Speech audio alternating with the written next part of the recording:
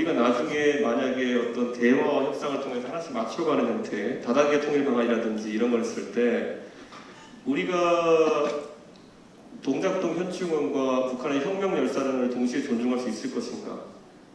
여기에 대해서 우리 국민들은 어떻게 생각하는지, 특히 젊은 세대는 어떤 생각을 갖고 있을지. 예전에 동독과 서독의 그러니까 흡수통일에 있어가지고는 서독의 사법제도를 통해가지고 동독에 있는 과거 공산당 간부들의 악행을 다 처벌했습니다. 실제로 서기장이었던 호네프 같은 경우에도 탈출하는 동독 시민들에게 송시를 살해했던 혐의로 재판을 받고 몇 개 있었거든요. 그러면 저희가 예를 냉정하게 우리 헌법과 우리의 양심상 그러면 나중에 북한과 어떤 통일이 됐을 때 우리에게 위해를 가했던 그런 국제법상의 죄를 지은 사람들에 대해 가지고 누가 누구의 그 자격으로 대사면을 할 수 있겠느냐, 이런 것들 저는 검토해야 된다 이렇게 보거든요. 미국도 내전인 남북 전쟁을 겪었지만은 남부는 점령지로서 굉장히 가혹한 그런 어떤 처분을 받았습니다. 물론 우리가 북한과 전쟁을 하자는 얘기는 절대 아니고요.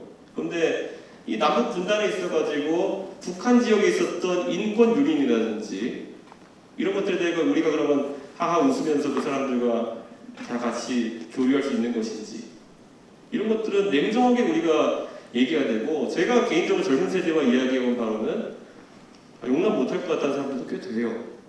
나이 든 세대 같은 경우에는 그래도 통일하는데 그 정도는 봐주자 이렇게 얘기하는 경우도 있고, 아니면 목적 중심의 어떤 그런 얘기를 하는 경우도 있지만, 젊은 세대는 가치 중심적 성향이 굉장히 강하게 드러납니다. 그렇기 때문에 저는 그런 것들도 토론을 해야 되는 것이고, 제가 참 뜬금없이 저희가 시간이 남아가지고 지난번에 미국 출장 갔을 때 미국의 햄버거집에 저희가 앉아가지고 태영호 의원이랑 또 1시간 동안 논쟁을 했는데, 북한이 만약에 흡수통일 형태로 통일이 된다든지 하면은 토지 소유권을 우리가 북한에서 인정해야 되느냐, 토지의 분배는 어떻게 되느냐. 그래서 전부 다 북한 주민에게 인두별로 이제 분할을 해주느냐, 아니면 전부 다 국유로 토지를 가져가느냐, 이런 것들. 아니면 통일 비용을 마련하기 위해서 남한의 자본가들에게 경매를 붙이느냐, 이런 것들도 굉장히 재밌는 주제이고 통일 한국의 미래 사회를 완전히 부정짓는 그런 논쟁들이거든요. 저는 저는 이런 생각해요. 비핵화의 문제에 대해서 제가 생각보다 약간 관심이 없는 거는, 북한은 체제 보장을 위해서 핵이 필요하다고 믿는다는 걸 우리가 주지의 사실이기 때문에 거기 논쟁 아무리 해봤자 우리가 결정하는 게 아니라는 생각이 자꾸 들지만은, 통일 한국의 미래를 실행하는 거는 아마 우리 세대에 굉장히 중요한 그런 지점이 될 것이다. 저는 엄청, 그래서 제가 농아일보 주성화 기자님 책도 읽어봐도 그렇고, 여러 탈북자들과 교류해봐도 그렇고, 그럴 때마다 제 나름대로의 특이한 사고 실험을 많이 해봅니다. 예를 들어 남한과 북한이 통일되어가지고 총선거를 실시한다. 그러면 혹시라도 제1당이 노동당이 되지 않을까? 저는 가능하다 봅니다. 북한 사람들은 투표하면 무조건 나가야 된다고 생각하니까 투표율 90%고요. 나갔더니 북한 사람 찍어야지. 그럼 다 찍으면 진짜 총선에서 제1당이 조선 노동당이 되는 일이 생길 수도 있어요. 동유럽에서는 가끔 그런 일이 생기죠. 공산당 1등하고 이런 얘기. 예를 들어 대통령 선거를 했어요. 그런데 우리가 아까 말했듯이 대사면령을 내려가지고 누구든 출마할 수 있겠어요. 그랬더니 갑자기 떡하니 장군님이 출마했어요. 김정은이 출마하면은 제가 그랬더니 탈북하신 분들이 그런 거예요. 북한에서는 TV에서 얼굴 나온 사람이 김정은밖에 없기 때문에 아는 사람이 거기밖에 없어서 거기 찍을 수도 있다는 거예요. 그러니까 그럼 우리 대한민국에서는 민주당 후보, 국민의힘 후보, 거기는 조선노동 후보 나오면은 우리가 질 수도 있어요. 그러니까 제가 이런 말도 안 되는 우스운 이야기를 던지는 건 뭐냐면은, 적어도 이게 이런 고민들이 훨씬 더 고차원적이고 통일을 향해 다가가는 데 있어가지고 저는 필요한 고민들이라는 생각을 하는 거죠. 저는 그리고 이제 국가연합이라든지 연방제 통일론이라든지 이런 것도 저는 많이 이제 검토를 합니다. 고민합니다. 그런데 그 단계에서 그러면은 예전에 고려 연방제부터 해가지고 그 낮은 단계 연방제 다 이렇게 검토해봐도 그 제도화에서 그 제도가 얼마나 유지될 수 있겠느냐, 이런 것도 굉장히 중요한 담론이거든요. 자, 낮은 단계 연방제를 했어요. 그러면 3통을 허용할 것이냐, 똑같아요. 3통을 허용하면 저는요 어차피 다 그 남한 쪽으로 뭐 불법 이민자로 표현할 수 없겠지만은 다 빠져나오고요. 북한의 공동화 사태가 생기고 그에 따른 문제점들이 생깁니다. 그래서 저는 이런 것들도 다 고려를 해서 우리가 이제 정치 세력끼리 이야기를 해야 되는 것인데 저는 그래서 민주당에 제가 가끔 얘기했을 때 평화적 흡수통일로 이건 뭐 전화 자주 쓰는 단어인데 저희 당에서 많이 안 쓰는 단어 이런 거 했을 때 그럼 전쟁하자는 거냐 이렇게 나오는 것은 굉장히 저열한 수법이고 저열한 대화 방법이라고 생각하는 겁니다. 왜냐하면 그들이 말하는 낮은 단계 연방제부터 시작해서 여러 가지 다른 대안들도 굉장히 무질서하고 혼란스럽고 하나의 완성된 아이디어가 아닌데도 불구하고 대화 자체를 단절시키는 방법이 전쟁하자잖아요. 이렇게. 그래서 저는 오히려 이런 토론이 MZ세대 내에서 활성화가 좀 됐으면 좋겠다. 네, 그런 생각입니다. 네, 정말 중요한 말씀하신 것 같아요. 저도 민족 공동체 통일 방안을 우리 공식적인 통일 방안을 보고 있으면 좀 현실성이 떨어진다 생각하거든요. 즉 북한은 이제 북한식 제도를 하고 있고 남한은 남한 제도를 가진 상태에서 연방을 하자 이게 아닐 것 같거든요. 근데 그런 고민을 이제 좀 해야 된다 이런 말씀을 주신 것 같은데 그런 고민을 지금 국민의힘은 하고 있는가요? 저는 제가 이제 저는 지금 의원님들과 이민들을 굉장히 만날 때마다 논의 많이 하고 있고요. 이번에 그래서 우리 당의 대선을 보고 통일론이 나왔으면 좋겠다는 얘기를 제가 계속 합니다. 우리 후보가 말하는 통일론이라는 것이 무엇인지를 후보랑 같이 얘기해서 후보에게 안 그래도 지난주에 그런 얘기를 했습니다. 젊은 세대를 설득하기 위해서는 아까 말했던 전쟁이나 평화냐 이런 건 좀 제 표현으로는 싹고의 프레임에 좀 벗어나가지고 실제적으로 국민의힘이 이분법적이 아니라 얼마나 고민을 많이 했는지 드러낼 수 있는 지점들을 계속 열거해야 된다는 얘기를 제가 하거든요. 그래서 아마 우리 후보도 제가 이제 그런 대화를 하면은 되게 본인 생각이 깊습니다. 그런 부분에 대해서 고민해온 점이 있기 때문에 저는 앞으로 이 통일 담론도 그런 고차원적인 담론을 저희 국민이 좀 이끌어 나갈 수 있도록 제가 노력을 해보고 있습니다. 예. 약간 가치를 말씀하셨는데 인권에 대해서셨고요. 인권 외의 가치, 그러니까 지금 국민의힘이 지켜야 할 통일관에서의 가치를 좀 더 구체화시켜 주실 수 있습니까? 저는 통일론도 그렇지만 우리가 이제 외치 영역에서 이제 우리 나라를 바라볼 때 저는 기본적으로 우리가 국제시민으로서 어떤 자세를 갖냐가 중요하다고 봅니다. 그랬을 때 저는 이번에 미국에 제가 출장 가가지고 그 미국 사람들 봤을 때 한국의 그 젊은 세대가 뭐가 그렇게 예전 세대랑 다르다고 생각하느냐라고 했을 때 이건 제가 제 나름대로 답했던 게 예전보다는 좀 더 다양한 아젠다에 대해서 관심을 갖는 것 같다. 예전에는 먹고 사는 문제 정도에 굉장히 관심이 많아가지고 그게 가치의 최우선시되는 지점들이 어떤 경우 많죠. 예를 들어 우리가 환경 규제 같은 걸 얘기한다. 국제적 환경 규제를 얘기한다 하더라도 우리는 항상 우리의 개발도상국적 지위를 인정받기 위해 노력해왔죠. 그래가지고 감축 목표나 이런 거 있어가지고 우리가 빠져나가기 위해 항상 이야기하는 그런 이중적인 국가였죠.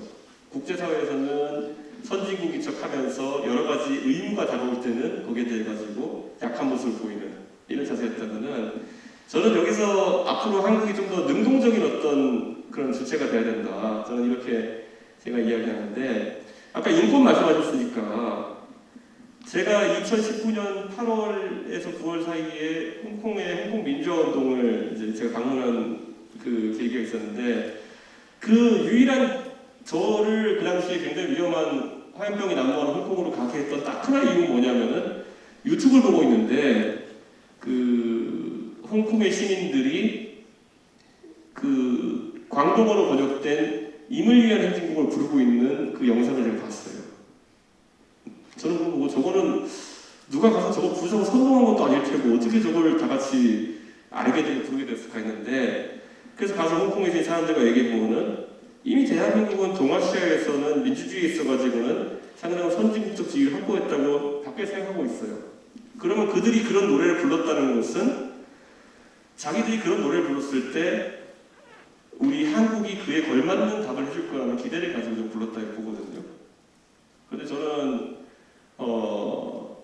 그때 제가 바른미래당 최고위원이었는데 제가 돌아온 뒤에 원내 교섭단체 중에서 바른미래당이 가장 첫 번째로 그리고 유일하게 홍콩 민주화운동에 대한 지지 선언을 합니다. 그 다음에 제가 그 당시 자유한국당과 민주당에다 똑같은 것을 하자고 제안했더니만은 그때 중국과의 국익이나 여러 가지 경제 협력 관계를 고려했을 때 할 수 없다가 이제 답변이었거든요.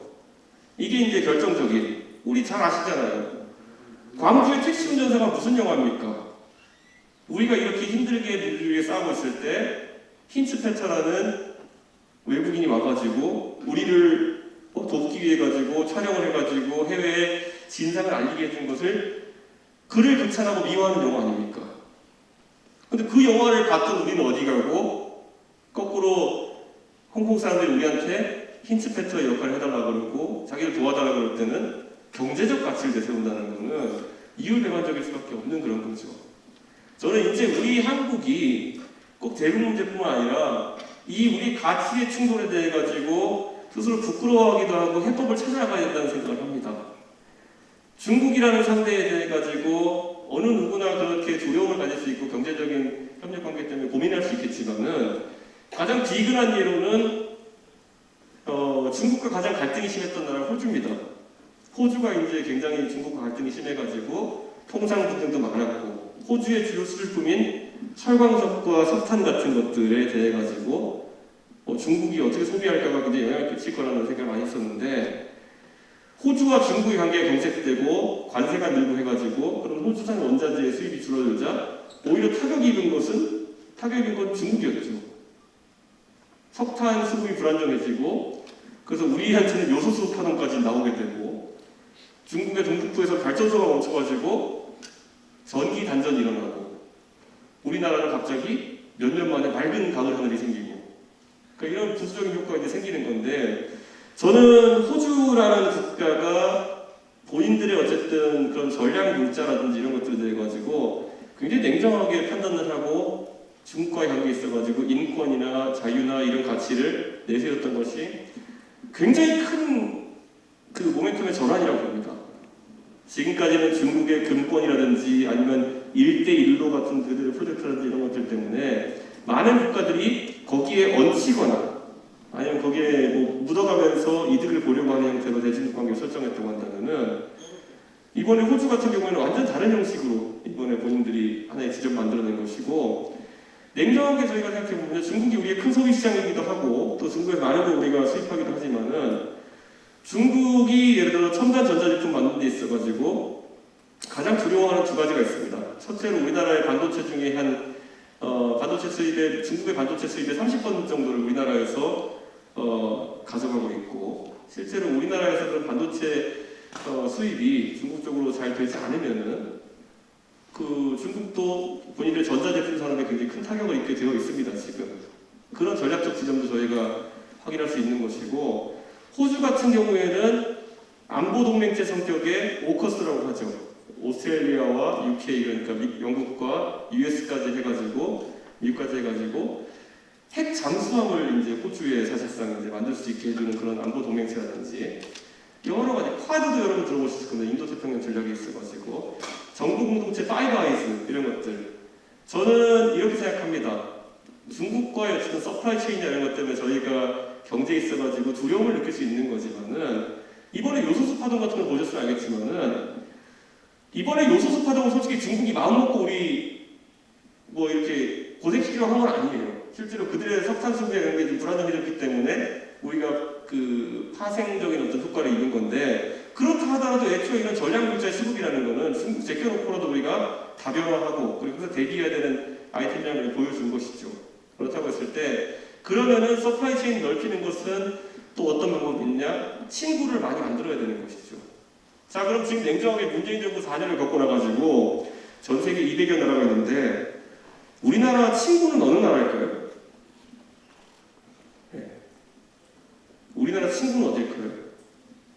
냉정하게 우리나라가 이 나라랑 제일 친하다고 말할 수 있는 국가가 어딜까요? 문재인 정부 4년이 지난 뒤에 우리가 그런 말 할 수 있는 국가가 없어졌어요 지금. 예전에는 우리가 적어도 미국 아니면 중국이라고 얘기할 수도 있었겠죠.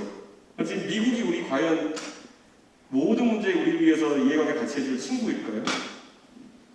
아니면 중국이 우리를 위해서 뭔가 어디서 국제적인 상황에 역정을 들어줄까요? 저는 이런 걸 보면서 항상 저희가 냉정해져야 되는 게 뭐냐면은 한 친구한테 밑보이지 않기 위해 가지고 아무 친구도 두지 않겠다라는 그런 희한한 전략으로는 우리가 국제사회에서 이런 전략적 위기상황들을 극복할 수 없을 것이다. 저는 그런 생각을 합니다. 그래서 저는 이런 것들에 대해 가지고 그 다자간 안보 체계라든지 다자간 협력 체계를 저희 국민의힘은 강화할 것이고 이 부분은 이제 윤석열 후보와 제가 생각이 거의 일치하는 걸로 확인이 된 부분인데 쿼드 또는 쿼드 플러스 같은 안보 동맹체와 파이브 아이즈 같은 우리 정보 공유체 그리고 거기에 더해가지고 뭐 아까 제가 말했던 한미일 삼각동맹, 트라이레럴 코퍼레이션 같은 경우에는 충분히 우리가 검토하고 진행을 해야 되는 부분이다 이렇게 생각하고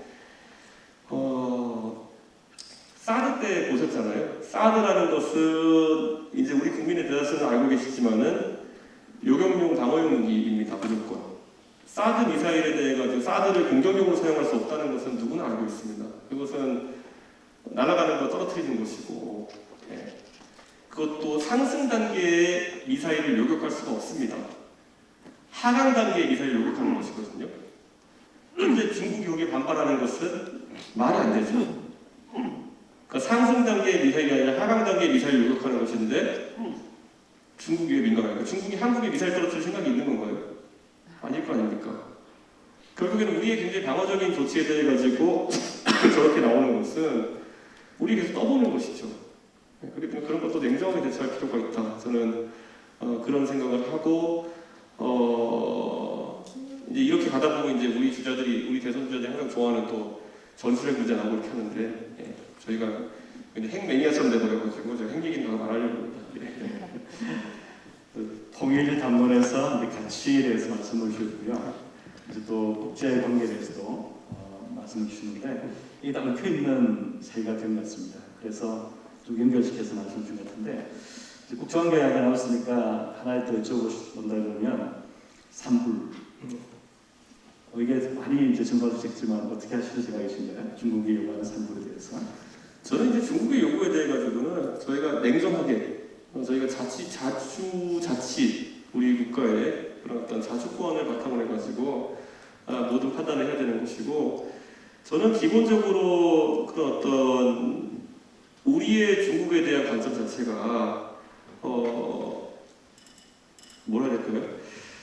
뭐 예전부터 여러 가지 말이 있지 않습니까? 원교 금공도 있고 이렇게 하지만은 적어도 이 사드부터 시작된 중국의 무리한 요구에 대해 가지고는 한번 선을 긋고 나가는 것이 좋다. 저는 이런 생각하고 그렇게 했을 때 그 안에 굉장히 그 가치들이 녹아 있어야 된다는 생각을 하거든요.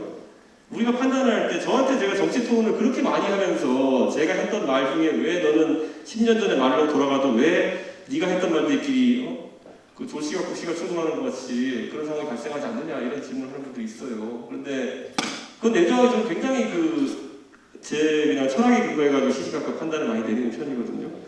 국제 관계에 있어도 제가 봤을 때는 우리가 내려야 될 판단들 같은 경우에는 그런 철학과 우리의 어쨌든 원칙에 따라서 많은 판단을 해야 되고 그 첫 번째 우리는 이제 선진국이냐 아니면 개발도상국이냐 뭐 이런 것들에 대한 판단이 있어야 되는 거고 우리는 과연 앞으로 그 경제적 가치관을 추구할 것이냐 아니면은 민주주의의 가치를 최우선에 놓을 것이냐 이런 것들이 들어가야 되는 것이거든요. 저는 그에 따라 판단하는 것이고 저는 문재인 정부 하에서는 그 가치가 너무 많이 흔들렸다. 그것도 국가마다 다르게 일본에 대해 가지고 문재인 정부가 대응하는 것과 중국에 대해서 대응하는 것 이런 것들이 너무 차이가 있었거든요. 그래서 그 간격을 좁히고 철학으로 일관하는 것이 굉장히 중요하다. 저는 그런 생각을 계속 하고 있습니다. 궁금한 게 이제 MZ 세대라고 부르는 통상 이제 20대, 30대까지인데 이분들이 이제 어떤 생각할까 궁금했거든요. 이제 아까 전에 같이 말씀을 하시면서 제가 읽은 뭐랄까요, 제 나름대로 워딩은 뭐냐면 586 세대에게 MZ가 묻는 것 같아요. 당신들이 대학 때 외쳤던 자유의 가치는 지금 어디 있습니까? 이렇게 묻는 것 같은 느낌이 좀 들었거든요. 인권, 자유, 또 민주주의 말씀을 주신 게 참 반갑고요. 이제 그렇다 그러면 냉정하게 생각해 보면은 그 MZ 세대가 가치적인 요소에 대해서 방점을 두는 동시에 또 어찌 보면은 통일에 대해서 가장 부정적이거든요. 우리나라에 지금 저 연구원에 설문조사를 해봤거든요. 우리가 우리 국민 중에서 통일이 필요하다라고 응답한 사람들은 10분 중에 4분 정도, 44.6%인가 되거든요. 절반 안 되고 있어요. 그러니까 저희들이 조사를 시작한 이게 최저 수준입니다. 특히 20대는 10분 중에 3분, 30대는 10분 중에 4분이거든요. 따라서 가장 통일이 필요 없다고 믿는 세대가 이제 MZ 세대예요. 그럴 때 아까 전에 이제 평화적 합수 통일을 말씀하셨는데 MZ 세대가 통일이 필요 없다고 그러는데 통일하자는 말씀으로 들을 수 있잖아요, 그죠? 어떻게 생각하시겠습니까? 저는 그래서 이 통일 문제 같은 경우에도 우리가 통일에 대한 설문조사를 진행하면 대한민국 대중의 다수에게 들어있는 그런 편견들이 있잖아요. 통일을 하면은 맨날 정치인들 통일세를 더 거둘 것이다. 그리고 통일세를 바탕으로 통일 비용을 마련하고 그래서 우리는 엄청난 세부담에 허덕이게 되고 북한 노동자가 우르르 내려오기 때문에 우리는 일자리 잃을 것이다. 뭐 이런 기존 관념 하에서 그런 어떤 설문조사에 응답하는 것이거든요. 그래서 제가 계속 말씀드린 게 뭐냐면은 그래서 이런 사고 실험에 해당하는 것들을 우리가 많이 진행해야 된다. 그래서 얘기하는 것이고 제가 적어도 북한 탈북자들과 있으면서 그 사고 실험했을 때는 북한이라는 곳이 어쨌든 나중에 통일이 된다 했을 때 토지 어떻게 분배하느냐 정도만 가지고도 통일 비용에 있어서 상당한 부분을 해결할 수 있다는 저희 생각을 했거든요. 뭐냐면 북한에 만약에 토지를 남한에 있는 기업가들이나 아니면 일반 대중이 불화받을 수 있게 한다 그러면은 자 여러분 생각해보세요. 가장 북한에 먼저 선점해야 될 토지들이 무엇일까요? 가서 비싸게 용을 받아가지고 관광지가 될 만한 곳 그리고 당연히 도로가 활성화되면은 주유소들 땅 필요하고요. 냉정하게 이런 생각들을 하면서 굉장히 빠르게 그런 어떤 비용들을 마련할 수 있을 것이고 산업을 일으킬 수 있을 것이고 인프라도 아마 진행이 될 겁니다. 그렇기 때문에 그런데 그거를 만약에 토지를 공유제로 가져가면은 그런 걸 하기는 어렵겠죠. 근데 반대로 공유제로 가져가면은 우리 한국의 지금 부동산 문제 같은 것들과 다른 시도를 좀 해볼 수 있는 그런 장점이 생기고요. 이런 하나하나의 해법을 검토하고 그런 그 우려들에 대해 대안들을 마련하고 난 다음에 우리가 적어도 공론 조사를 하든지 해가지고 어떤 이런 담론을 만들어내는 것이 정확한 담론이지 지금은 막연하게 그게 담겨 있습니다. 지금 보면은 예. 우리가 항상 난민에 대한 조사나 이런 걸 해보면 난민에 대한 것들도 이런 난민인가 저런 난민이랑 이민 구분 못하고 이렇게 해서 참 유의미하지 않은 답변들이 나오는 경우가 많고 조사 결과가 계속 튀어요. 왠지 난민 그러면은 그 우리 문화와 약간 이질적인 이슬람 난민일 것 같고 뭐 이런 선입견들을 사람들이 갖고 설문에서 유명하는 거거든요. 그런데 사실 난민의 정의에는 이슬람이라는 게 없어요. 근데 보수 유튜브 이런 데 가보면 난민은 다 이슬람이에요. 근데 그런 어떤 정확한 정보가 주어지지 않은 상황 속에서의 또는 담론이 형성되지 않은 상황에서의 사회과학적 연구라는 게 위험할 수 있다는 걸 저는 통일 담론 보면서 항상 느끼는 게 애초에 평화 통일이냐 흡수 통일이냐 이런 식의 관점이 생긴 상황 속에서 통일 담론에 대한 조사들은 좀 제한적일 수밖에 없다고 생각합니다. 정부도 그렇지만 이제 학계에서도 그런 담론성에 노력해야 있습니다. 통일론 중요한 담론이기 때문에 그러나 이제 팩트는 뭐냐면 그 헬무트 콜 수상이 그 독일 통일 전에는 통일을 걱정하지 마라. 이거 동독의 부동산 기업 다 팔면 감당할 수 있다 이렇게 했거든요. 근데 실제로 이제 통일에 누해 보니까 통일 비용이 한 3,000조 원 한국 돈으로 들었거든요. 따라서 그런 담론 과정에서 만약에 우리 국민들이 이거 독일도 3,000조 원 들었는데 우리는 3,000조 어떻게 만드냐 이 걱정을 더 하실 수도 있거든요. 그런 고민 안 해보셨습니까? 저는 당연히 할 수 있다고 생각하고요. 그래서 저희가 이런 것들을 이제 연구하는 게 통일 대비고 통일 교육이고 통일 준비라고 생각하는 거기 때문에 학술적으로 그런 쪽에 연구가 많이 됐으면 좋겠다는 게 첫 번째고 저는 이런 생각도 합니다. 우리가 아까 저는 흡수통일 신공론자라서 그런지 모르겠지만은 통일 교육 같은 것들도 쓸데없는 거 좀 안 했으면 좋겠어요. 북한 어린이들 생활 알아보자 이런 거 안 했으면 좋겠어요. 우리가 왜 북한 어린이 생활을 그렇게 알기 위해 노력해야 됩니까?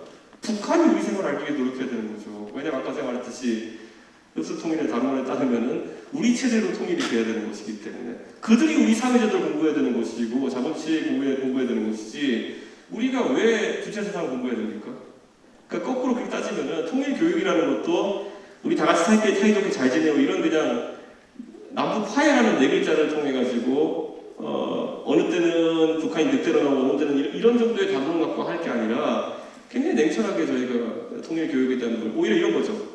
통일 교육에 대한 준비라는 거는 우리가 예를 들어 통일을 했을 때 북한에 수많은 초등교사를 파견할 준비가 되어 있어야 된다든지 이런 게 전 통일에 대한 대비지 우리가 북한 거 배워서 어디 습니까 저는 하나도 배울 거 없다는 생각하거든요. 그래서 저는 이런 것들도 완전 관점을 전환할 필요가 있다. 통일 대비 교육이라든지 이런 것들도 어떻게 하면 단기간에 북한의 자본주의의 총 요소라든지 이런 것들을 설파할 수 있을 건가. 이런 게 뭐 요즘 시대는 온라인 같은 교육의 시스템일 수도 있고 그런 교보제일 수도 있고 이런 것들 빨리 준비하는 게 중요하다. 아까 제가 콜센터 얘기했잖아요. 제가 그냥 한 가지 얘기 드리거든요. 90년대 말에 실제로 우리나라의 모 카드 업체에서 콜센터를 중국 연변에 설치하려고 시도했던 적이 있습니다. 네, 그래서 콜센터를 연변에 설치하고 그분들이 언어가 되니까 콜센터 영업을 해보려고 했는데 실패했습니다. 왜 그러냐면 그때 90년대 말만 해도 지금도 좀 그렇습니다만은 신용카드의 개념이 뭔지 잘 몰라요. 네, 그래서 상담원들이 거기부터 교육을 시작해야 되는 거죠. 아직까지 자본주의가 침투하지 않았던 중국의 특히 동국 삼성에 있어가지고는 신용카드를 쓰면 왜 물건을 주느냐부터 우리는 일상적이지만 그들은 알아듣지 못하는 세계거든요. 그런 걸 다 교육해야지만이 상담원이 될 수 있고 컴퓨터라는 것의 개념을 설명해야 상담해. 이렇다면은 저는 뭐 그런 것들 우리 시스템에 적응하기 위한 최단 기간 우리가 하나원에서 지금 하고 있는 탈북자에 대한 교육 같은 것들을 어떻게 2,500만 원한테 단기간에 할 수 있느냐 이런 거지 우리가 좀 쓸데없는 이런 곳에 너무 힘을 쓰지 않았으면 좋겠다. 저 그런 생각도 합니다.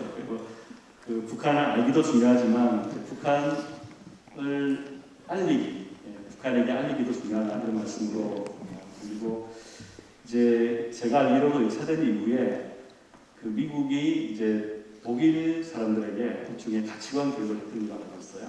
일종의 탈나치와 이렇게 해서 이제 뭐 그런 방식일지는 모르겠으나 일단 그 북한 주민에게 자본주의, 민주주의 그런 교육이 참 중요하다는 말씀을 하신 걸로 봅니다.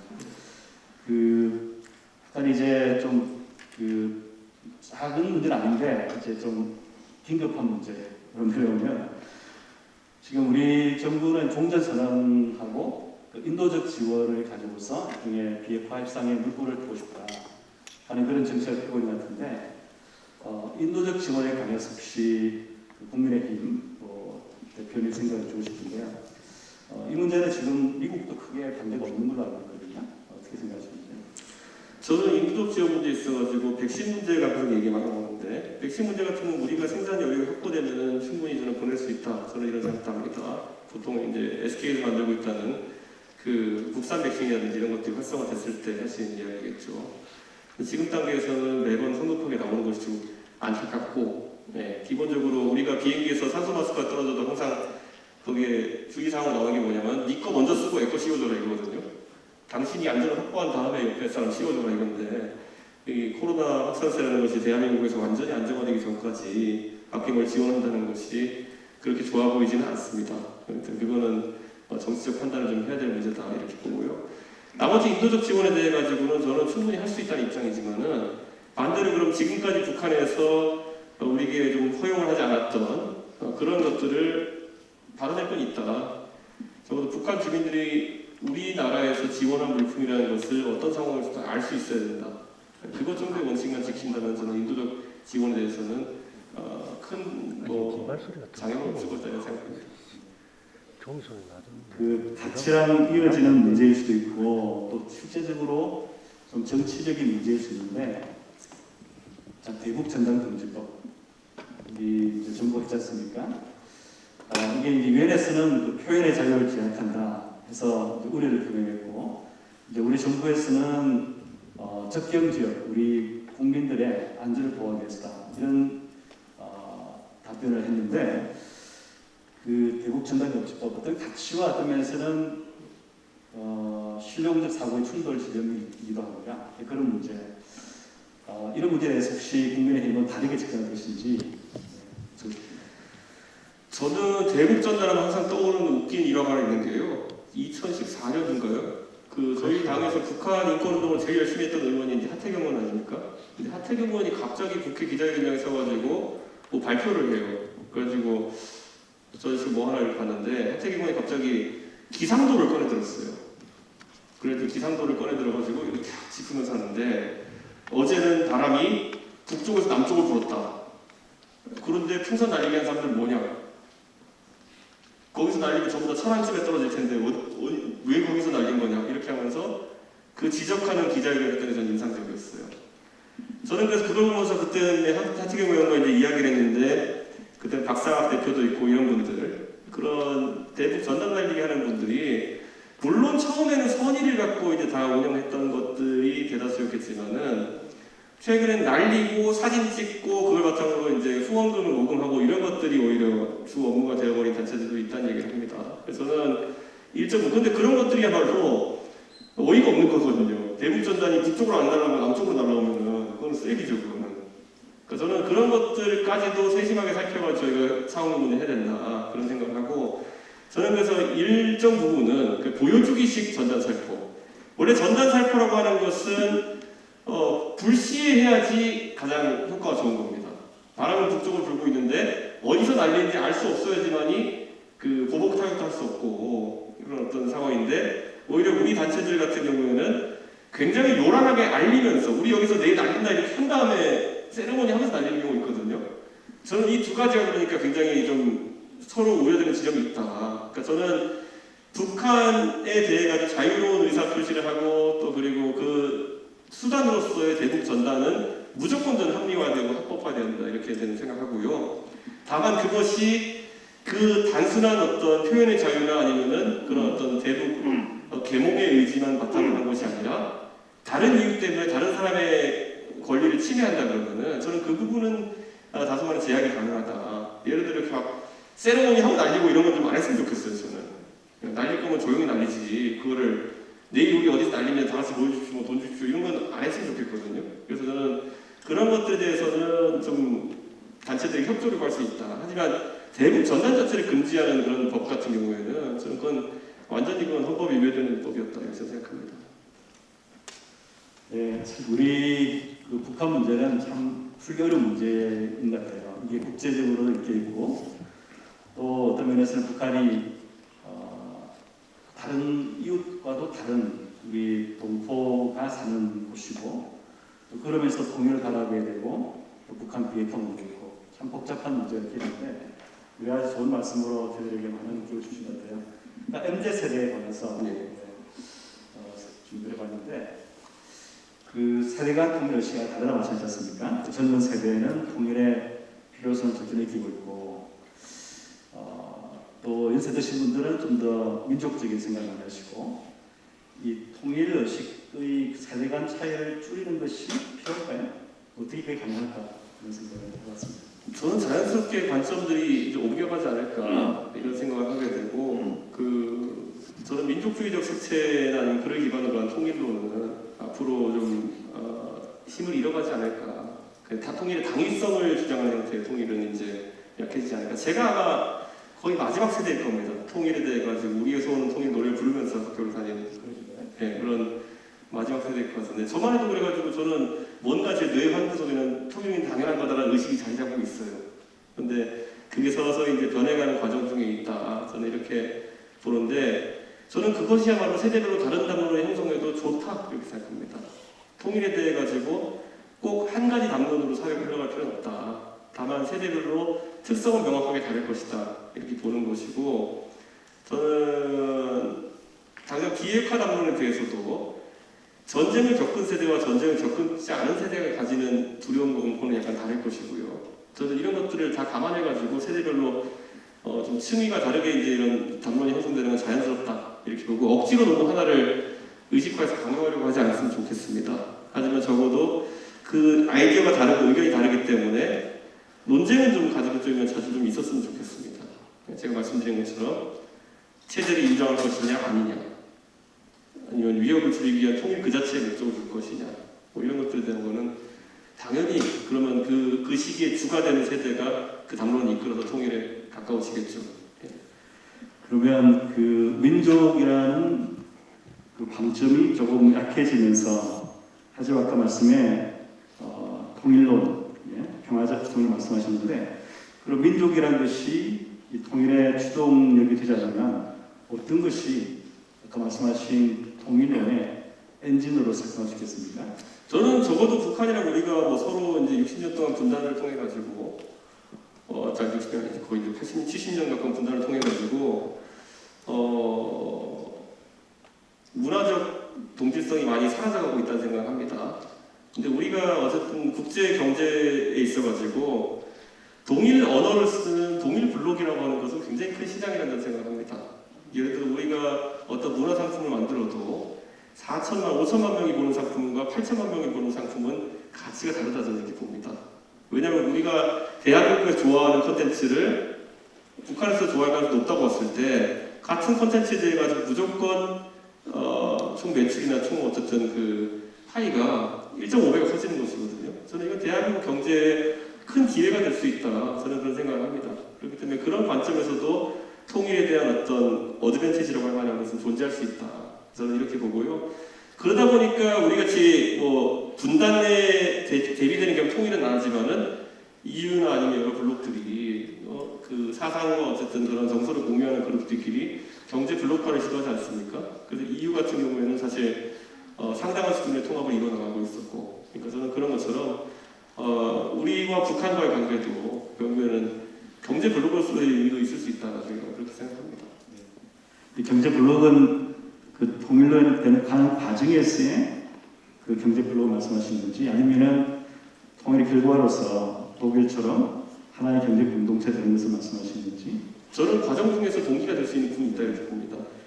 그러면 협치적 평화 통일론이 생각하는 이제 북한의 급변 사태 이후에 남한 협치 통일 말고 경협을 하고 그 다음에 남북 간의 경제 통합을 하고 그 다음에 통일이 이루어질 수 있는 그 가능성은 어떻게 생각하십니까?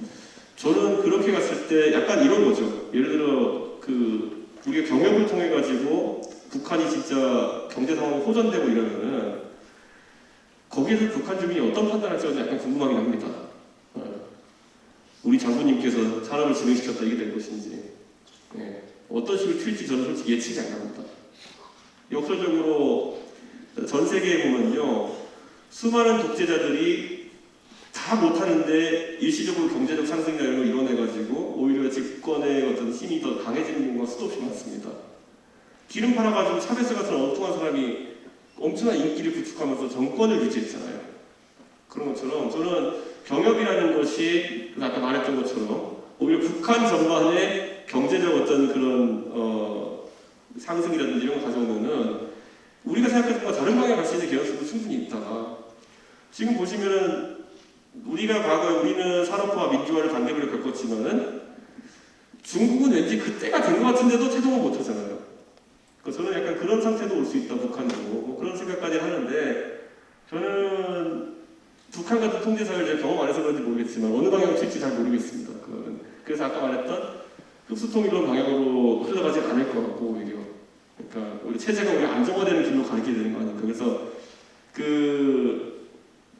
저는 그래서 이 흡수통일론이라는 것은 체제 경쟁에서 우리 완벽한 승리를 이제 상정하는 것일 텐데 통일론에 대해 저는 지금 경협이나 이런 것이 지향하는 바는 상생론에 가깝다는 생각을 하게 되거든요.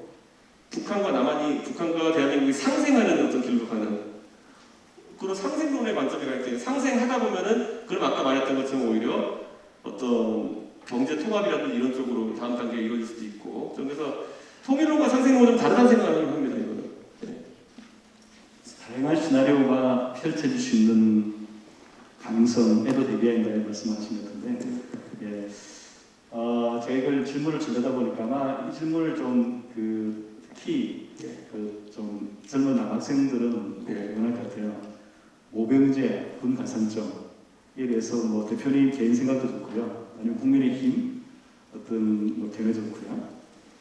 답변주셨습니다. 이게 저희 후보는 여기에 대해 가지고 아직까지 제도를 갖고 있다는 생각이 없습니다. 그런데 저나 하태경 의원 같은 경우에는 예전부터 희망 복무제 여성도 희망 복무할 수 있게 하는 제도를 가져가자라는 이야기 했었거든요. 저희는 징병제는 병력 수급의 현실상 어쩔 수 없이 유지해야 된다 이렇게 보는 입장이고, 다만 이제 병역을 마친 사람을 대해 가지고 사회적으로 어떤 혜택을 줄 필요는 있다. 근데 지금 같은 경우에는 오히려 약간 역차별의 가능성이 있는 것이, 남성은 무조건 의무 복무를 하고 여성은 부사관이나 장교로 복무할 수 있는 지원 복무는 허용되어 있지만은 그 단기 복무가 허용되어 있지 않습니다. 그러니까 1년 6개월짜리 단기 사병 복무가 허용되어 있지 않기 때문에 여성도 희망하는 사람에 한해 가지고는 1년 6개월 희망 복무를 할 수 있게 하는 것부터 열고, 그 다음에 그럼 남성과 여성을 막론하고 군 복무를 마친 사람에게 이렇게 공직이나 이런 데 들어갈 때, 공무원에 들어갈 때 이럴 때 사회적인 우대를 해주는 방안, 이렇게 되면 지금 있는 시스템상의 좀 문제나 불만 같은 것들이 조금은 개선될 수 있다. 저는 이런 생각을 하고, 모병제는 뭐 이론은 좋은데 제가 모병제 얘기를 하면 제가 딱 한 가지 물어보는 게 있는 게 혹시 제대하신 분들한테 물어보면은 얼마 주면 군대를 다시 가시겠습니까? 이 질문에 답을 거의 다 못해요. 네, 얼마 주면 군대 가겠습니까? 지금 대만 같은 경우에는 모병제로 전환하면서 한 180만 원에서 200만 원 책정했다가 필요 병력이 안 모여서 고생했고요. 우리나라에서 200만 원 주고 군대 다시 가면 갈 사람들이 많을까요? 저는 아닐 거라고 보거든요. 그렇기 때문에 그러면 잘 생각해 보세요. 지금 우리가 부사관 연봉이 막 이제 그 정도로 이제 형성이 되어 있는데, 초임 갓 입관한 부사관 연봉이 월급이, 그러면은 병을 만약에 저희가 모집했을 때 사병이 용사들이 만약에 우리는 한 400 받아야겠어 이렇게 해서 그렇게 모병제를 시행하잖아요. 그럼 부사관은 그것보다 더 줘야 될 거 아닙니까? 그러니까 이 비용 추계라는 것도 지금 보면은 이 계단식 급여 구조화에서는 우리가 모병제를 시행해가지고 일반 사병의 급여가 그들이 복무를 결정할 정도의 수준인, 예를 들어 그냥 감 잡아서 4천만 원 정도 된다고 하면은 부사관은 당연히 그것보다 위에 시작해야 되는 겁니다. 그러면 지금의 우리 군의 인건비 체계에서 감당이 가능하겠느냐라는 현실적 문제 생기거든요. 근데 저는 그런 부분, 저는 검토 없이 모병제 얘기하는 거는 어차피 현실화되기 어렵다고 생각합니다. 문재 정부에서도 이제 우리 국방비 지출에 신경 많이 쓰셨는데, 지금 우리 GDP 2.4% 정도인가요? 국방 매출이. 미국이 좀 높은 것 같아요. 32%. 어떻게 해야 된다고 생각하십니까? 이걸 이제 국방비를 좀 효율적으로 사용하는 것도 중요하지만, 한편에서는 그 사이도 중요하고, 특히 이제 북한이 핵을 갖게 되면 그에 대응하는 재래식 무기 개발이 필요할 텐데, 전반적으로 국방비 지출이나 국방 계획에 대해서 얘기를 해주시나요? 저는 기본적으로 문재인 정부나 아니면 노무현 정부 때 들어보면 가장 먼저 많이 나오는 단어가 전자권 환수와 더불어가지고 자주국방이죠. 자주국방이라는 단어의 시발점은 원래 우리가 작전 지휘권도 없고 전자권도 없고 우리 군대는 미군의 보조병이다라는 이런 일부 인사의 극단적인 표현까지 이제 그런 쓰는 경우가 있었는데, 저는 이런 의식에서부터 탈피해야 된다 이런 생각을 합니다. 대한민국을 제외하고도 많은 국가들이 사실상 안보 정책이 있어가지고 다자간 협력을 이제 강화하는 방향으로 가고 있는 것이거든요. 그래가지고 근데 우리나라만 지금 봤을 때는 다소 고립주의적으로 보일 수도 있는, 그건 왜냐, 중국의 눈치를 보기 않기 위해 또 한미 동맹에 대한 그런 의존도를 낮추는 그런 방향으로 자주국방이라는 단어를 선택한 것인데, 저는 이게 진짜 알프스 산맥에 있는 옛날에 용병들이 입국하려던 스위스 같은 영세 중립국도 아니고, 우리는 사면이 바다로 그냥 튀어가지고 어떻게든지 이 안보적 위협이 발생할 수 있는 구조인데, 이 영세 중립국 할 것도 아닌데 어떻게 이 자주국방으로 모든 걸 해결하겠다는 것인지, 그 부분은 좀 제고해야 될 필요가 있다라는 생각을 하고, 그랬을 때 우리의 친구가 어디냐 또다시 문제입니다. 친구가 없는 게 좋은 거냐, 아니면 친구가 있는 게 좋은 거냐, 불편한 친구와 친한 친구가 같이 있는 게 좋은 거냐, 이런 게 고려의 대상이 돼야 된다 이렇게 생각합니다. 친구를 정하셨습니까? 어떤가요? 친한 친구를 정하셨습니까? 저는 당연히 우리가 이제 우리를 정렬을 해야 될, 그러니까 얼라인해야 될 그런 대상은 우리와 국제적 기준을 맞출 수 있는 서방 세계의 국가들이어야 된다라고 저는 보는 것이고, 앞으로 많은 지점, 예를 들어 통상 분쟁이라든지 안보 분쟁에 이런 데서 우리가 가장 합치점을 많이 찾을 수 있는 쪽과 연대를 해야 되는 것이지, 그렇다면 저는 아무래도 전통적인 한미 동맹에 대해 가지고 좀 더 강화하는 모습을 보여야 되는 것이 아니냐. 저는 그런 생각을 하고 있습니다. 저는.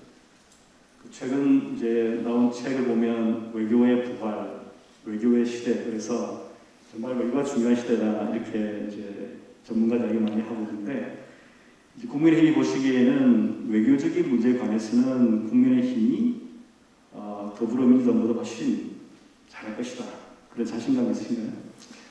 어떤 그 당이든지 본인들이 여당일 때는 사실 외교나 안보 이런 것들은 정보에 대한 접근성 문제이기도 한데, 정보에 대한 접근성이 저희가 지금 상황에서는 떨어지기도 하고 그렇기 때문에 감을 조금은 잃긴 했습니다. 하지만 아무래도 전문 관료 출신이나 이런 분들이 많이 활약하고 있는 우리 당이 국제적 질서나 아니면 외교에 대한 이해는 좀 더 높다, 이런 생각을 하고 있고요. 아마 나중에 이제 송영길 대표도 이제 오시겠지만은, 송 대표님 같은 분들은 민주당에 계시지만 굉장히 그런 전향적인, 민주당 입장에서는 전향적인 안보관과 외교관을 가지고 계신 분들이거든요. 그러니까 저도 그 민주당에서도 상당히 공부를 많이 했고 실리주의자적인 성격을 가지고 있는 분들 같은 경우에는 너무 이념에 경직되지 않은 그런 형태로 한미동맹 강화나 이런 것들을 위해서 좋은 의견을 내고 계신다 이렇게 생각하고요. 다만 이제 그 제발 70년대 80년대 학교에서 그 부르짖었던 서랑 돌리고 지금 한미 관계나 아니면 이런 대장 관계를 설정하지 않았으면 좋겠습니다. 네, 민주당에 계신 분들이. 오늘 송영길 대표님 같이 와서 토론하기로 했었는데, 일정이 갑자기 변하는 바람에 그 시퀀셜리 순차적으로 하게 됐는데, 제가 말씀 듣고 보니까 그 아쉬워하시는 거예요. 케미가 잘 맞으시는 분이신데 혼자 하셔서 조금 외로우신 겁니다. 송 대표님이 저한테 이제 책을 이제 제가 이제 취임하고 나서 인사제가 책을 주셨는데, 그 책을 읽어보고 놀랐던 게 뭐냐면, 송 대표님은 뭐 러시아나 중국이나 아니면 미국 이런 4강 외교에 대해 가지고 굉장히 합리적인 관점을 많이 갖고 계세요. 그렇기 때문에 저는 오히려 민주당에 있는 그런 어떤 주요 정치인들이 그 정도의 합리성 이런 보여줬으면 하는 생각이 있습니다. 네, 말씀을 참 잘하시고 또 아주 청산유수같이 답변을 해주셔서 상당히 긴 시간이지만 매우 한 특정으로 말씀을 하셔서 아주 카바리지가 많은 것 같아요. 제가 받은 이제 질문이 있는데요. 그 질문을 조금 말씀을 드리면서 그 답변을 듣도록 하겠습니다. 그래서 제가 할 수 없이 셀렉트를 해봤습니다. 선택을 할 수밖에 없을 것 같아요. 조금 빠지더라도 남겨주시면 감사하겠습니다. 이게 아마 그 평화사축공론에 관해서 질문 같은데요. 그러면 그걸 생각하실 정도 같으면 북한과의 통일에서 생기는 문제에 대한 연구라든지, 또 북한 경제가 자본주의로 바뀔 텐데 그런 연구를 잘 하고 계신지, 이건 아마 국민의힘 당에서 또 우리 정부 쪽에서 잘 하고 계신지 이렇게 물어본 것 같은데, 보시니까 잘 하고 있습니까? 당 쪽에서도 그렇고 우리 정부 쪽에서도. 대한민국 정치에 있어서 제가 가장 아쉽게 생각하는 경우는, 제가 당대표 되고 나서 당내 인사들과 이 외치에 해당하는 부분을 참 다룰 기회가 적었다는 것입니다. 그러니까 외교, 국방, 안보에 대한 부분을 다룰 기회가 많이 없다는 것. 실제로 우리나라의 대부분의 대통령이 취임하기 전까지 외치에 대한 경험이 없는 상태로 이렇게 그 임기를 시작합니다.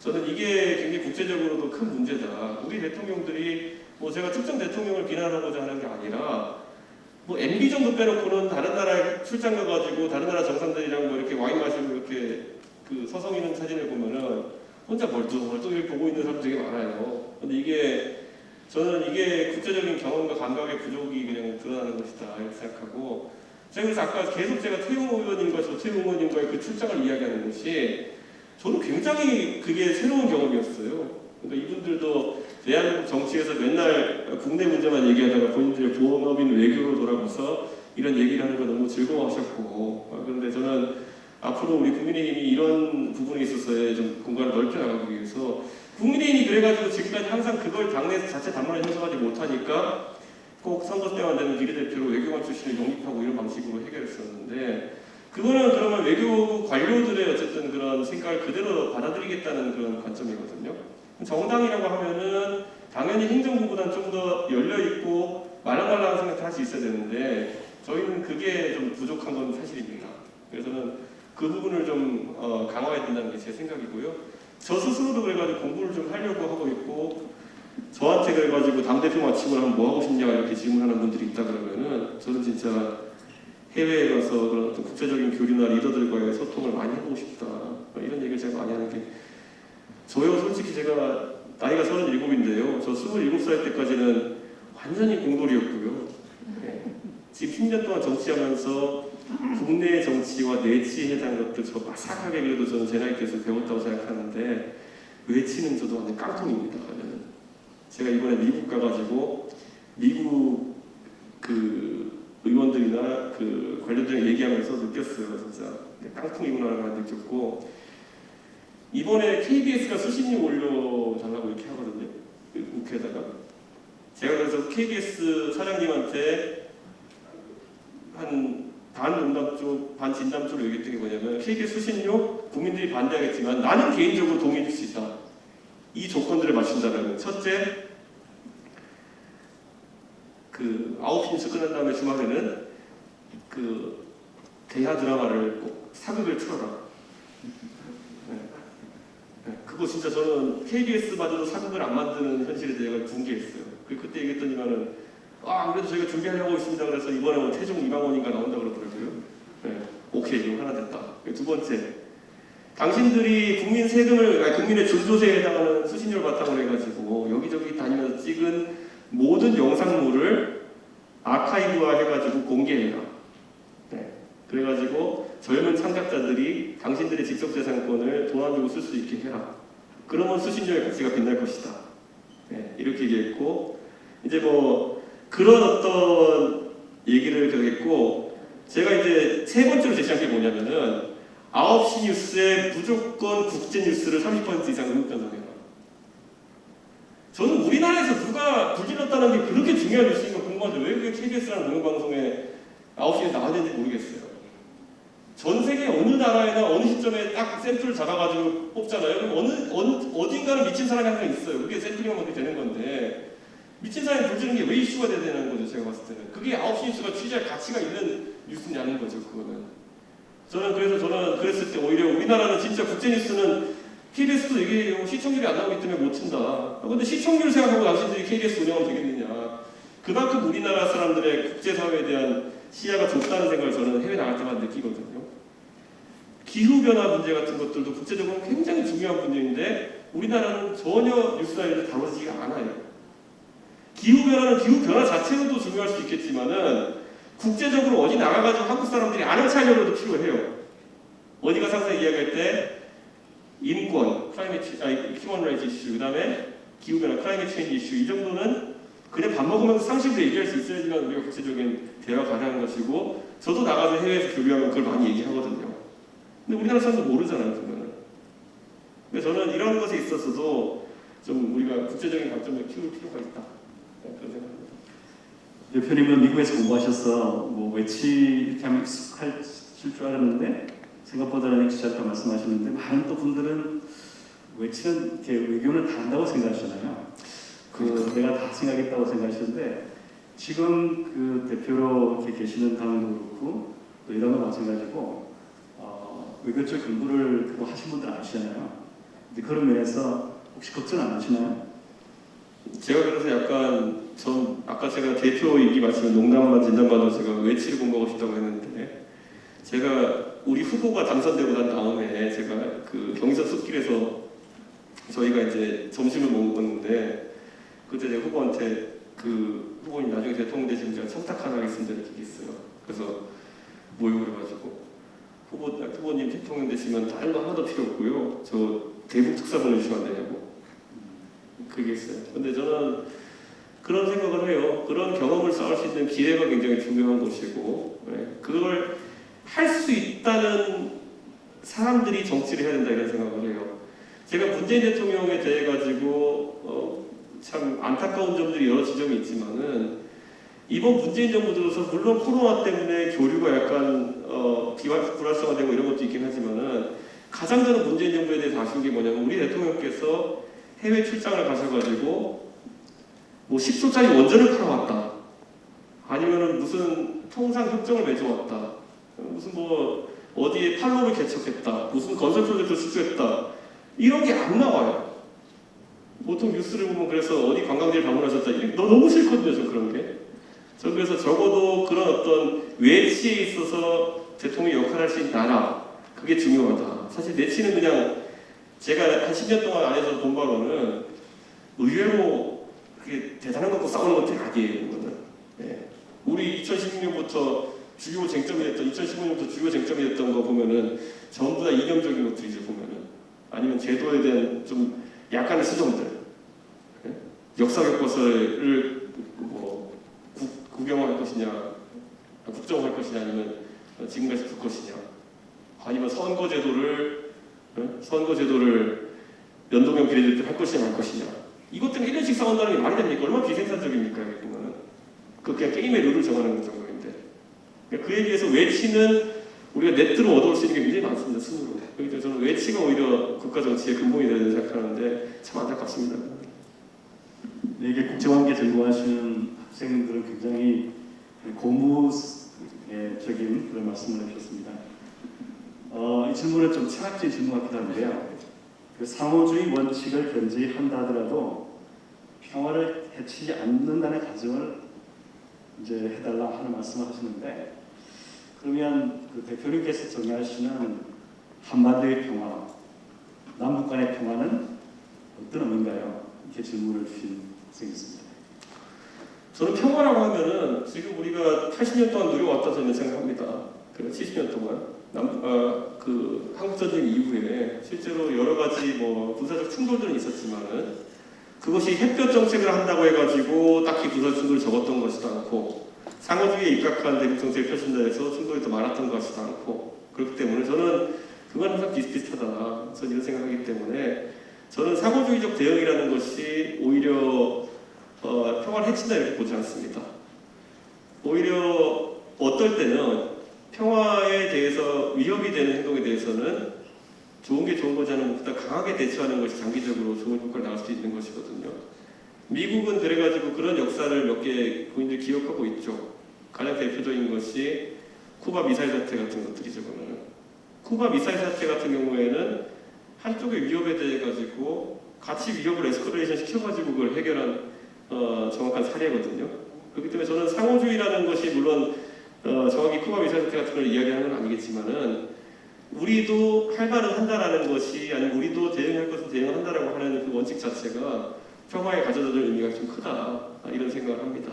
그렇기 때문에 저는 뭐 이 상호주의라는 것이 단순히 무슨 그 휴전선 분쟁에서의 교전 수칙이나 이런 걸 얘기하는 정도가 아니라 적어도 도발에 대응하는 방법으로서는 도발에는 꼭 대가가 따른다는 것 정도는 도발의 주체가 주지하는 것이 상당히 의미가 있다, 저는 그런 생각합니다. 그래서 그것이 오히려 평화를 위한 방법이 될 수 있다. 그리고 tet도 평화를 지키는 상호주의. 쓰레기를 버리면 항상 과태료를 받는다.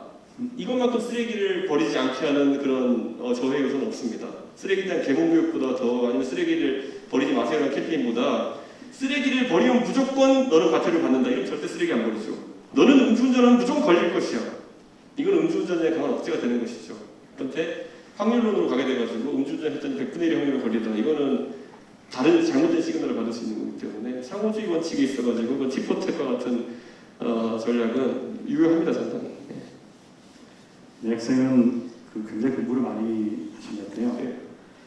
그 비핵화를 이제 하기 위해서 우리가 제재를 하고 있는데, 이제 북한이 이제 일부 비핵화를 하게 되면 제재를 좀 풀어주는데, 또 그만하고 이게 계속 진도하려면 문제 생기니까 그 스냅백을 도입해서, 다시 말씀드리면 이제 만약 북한이 약속한 약속한 비핵화를 더 하자면 다시 옛날 제재를 복원시키는 자동 조항, 스냅백 이런 조항을 동원해서 그 비핵화를 출동하는 것은 어떠냐. 아마 이게 이재명 캠프에서 이제 이런 제안을 했던 것으로 기억됩니다. 그래서 제재를 해제하고 이 북한이 약속한 비핵화를 하지 않을 때에 다시 스냅백으로 돌아가자, 뭐 이런 제안을 했던 것 같은데, 어떻게 생각이 어떠신지요? 저는 당연히 그 제재의 해제에 따른 그런 어떤 리스크는 관리를 해야 된다 그런 생각을 합니다. 왜냐하면 북한이 지금까지 그런 어떤 유화책이나 아니면 경협이나 아니면 제재 해제에 대해 가지고 일관되게 방향성이나 이런 것들 장기에 유지한 적이 없거든요. 당장 북한과의 그 연결 핵사찰을 통한 어쨌든 한반도 에너지 개발 기구 같은 경우에도 출범을 한 이후에 콘크리트 올리고 있는데도 뒤통수 쳤어요. 그렇다고 한다면 그 매몰 비용이 장난 아니지 않습니까? 그런 매몰 비용이 발생하는 것들은 어쩔 수 없는 부분이라 하지라도 저는 그거를까지는 감내할 의향이 있습니다. 저희가 그렇지만은 적어도 뒤통수를 쳤을 때는 그 원래 상태 정도로 복귀할 수 있다는 그런 두려움이 있어야 된다. 그것도 마찬가지로 저는 당연히 필요하다고 봅니다. 자, 아주 장문의 질문인데 제가 읽어보겠습니다. 제가 이해한 이준석 대표님의 의견을 요약해보자면 북한 체제에서는 건질 것이 없다.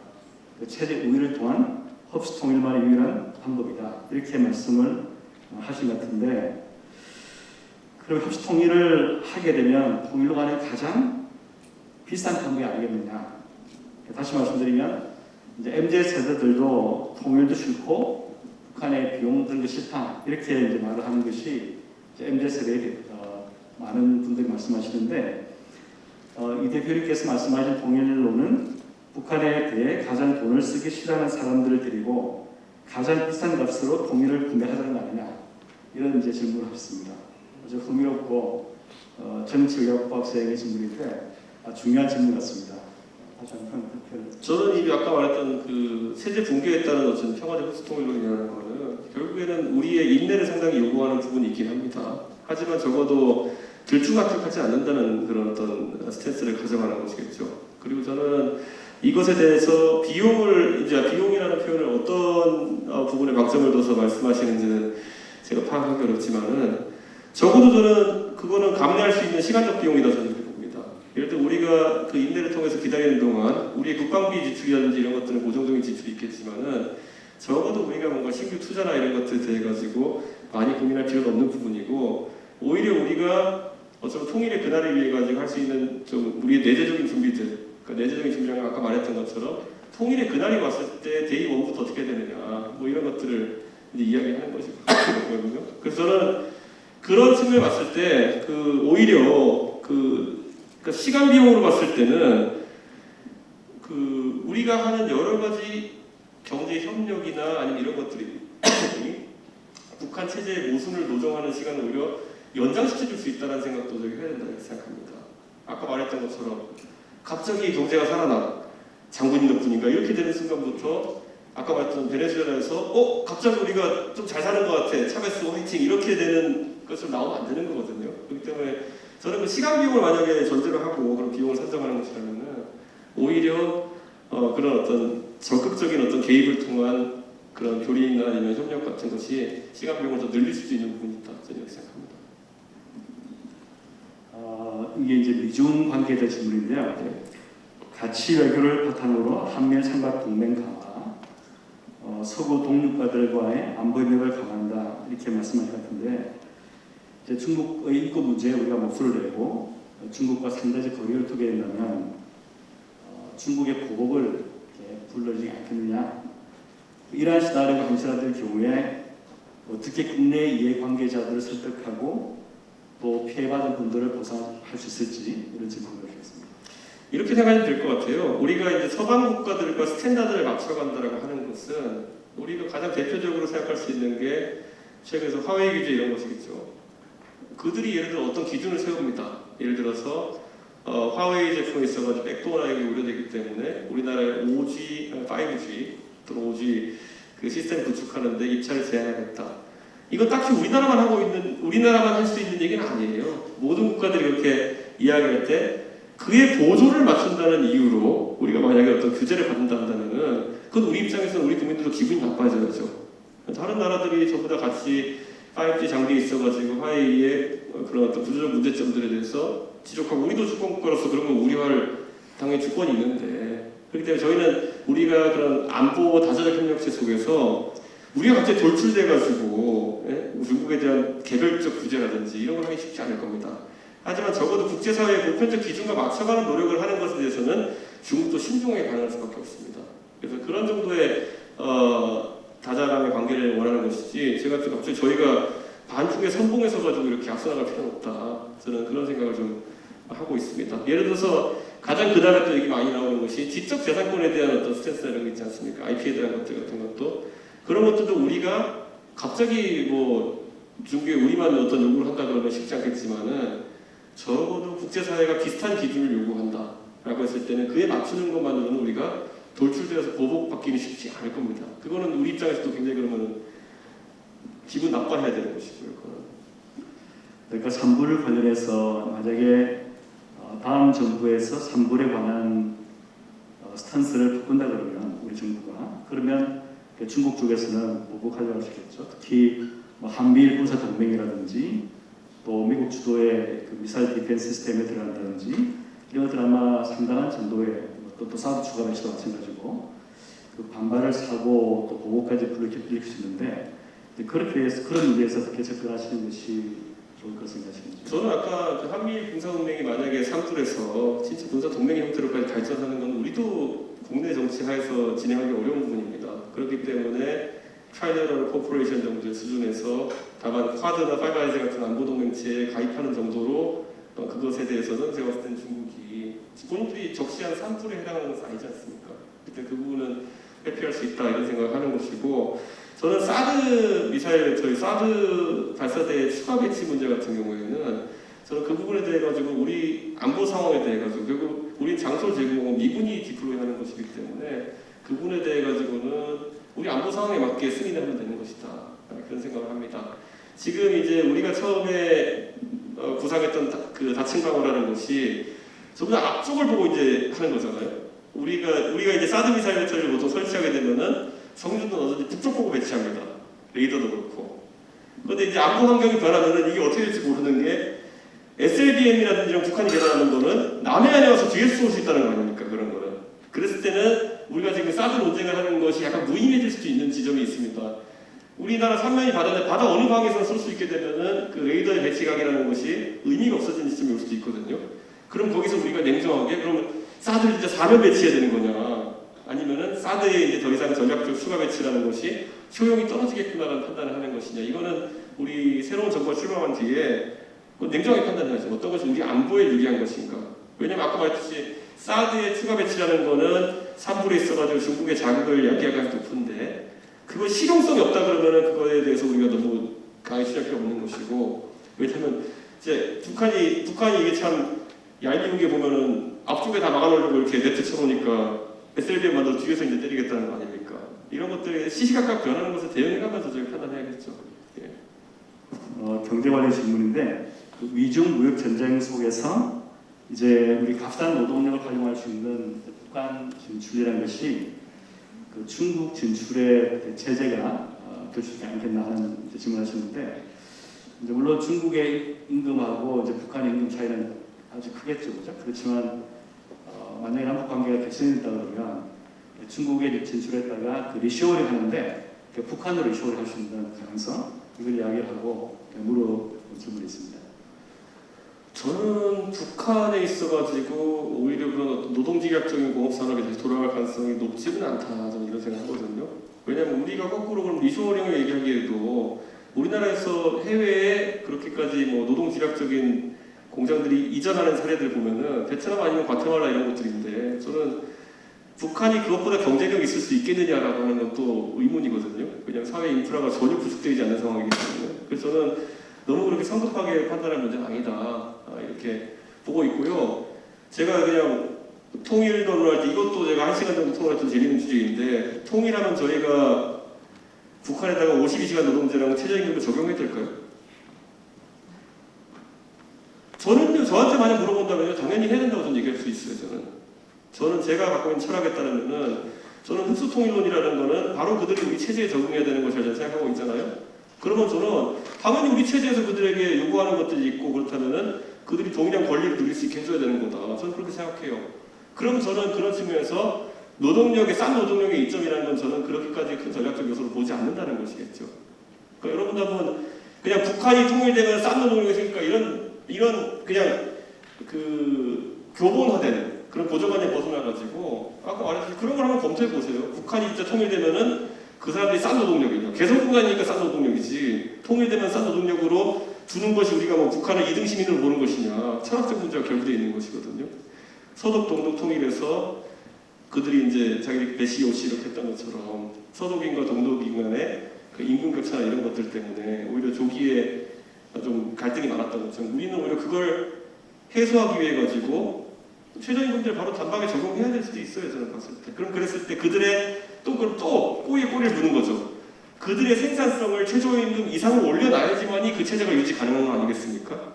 그러면 그걸 위해 가지고 우리가 갑자기 찾아올지도 모르는 통일의 그날을 위해 가지고 어떤 교육 프로그램을 진행해야 될까? 이미 하나원에 사고 있는 것들. 북한 사람이 오니까 이거는 진짜 빨리 배우고 이거는 진짜 못하더라. 그럼 여기에 이런 것들이 아마 제가 봤을 때는 아까 말했던 그 북한의 노동력이라는 관점에서 해결해야 될 문제가 아니겠습니다. 예, 맞습니다. 저도 이제 북한 주민의 인적 자본 관련해서 연구를 해봤는데 그 차이가 남한 주민과 큰 것 같아요. 그래서 갑자기 통일되어서 만약에 남한의 최저임금을 북한 지역까지 적용한다 그러면 이제 그로 인한 통일 비용은 꽤 발생할 것 같아요. 그게 독일의 문제이기도 하거든요. 지금 말씀하신 것은 이제 그런 준비들을 미리 좀 하고 있다가 그런 상황이 발생하면은 좀 조기에 북한 주민의 자본을 끌어올 수 있는 그런 방법을 개발하고자 그런 말씀을 하신 것 같습니다. 그러면 그러게 만든 산업을 발굴해야 될 수도 있죠. 우리가 다량의 노동자를 수용할 수 있는 산업이면서 최저임금 이상의 그 생산성에 가장 빠르게 도달할 수 있는 산업이 무엇이냐에 대해서도 우리가 냉정하게 고민을 해가지고 그거를 바로 그쪽으로 이제 일자리 많이 창출해야죠. 북한 지역에. 뭐 이런 것들이 고민이죠. 예.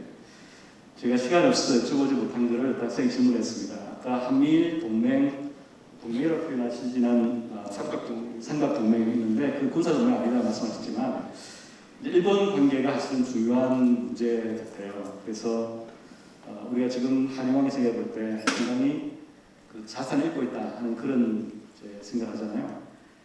그러면 일본과의 관계 개선을 위해서 과거사 문제 어떻게 할 것이냐 이런 질문이 왔습니다.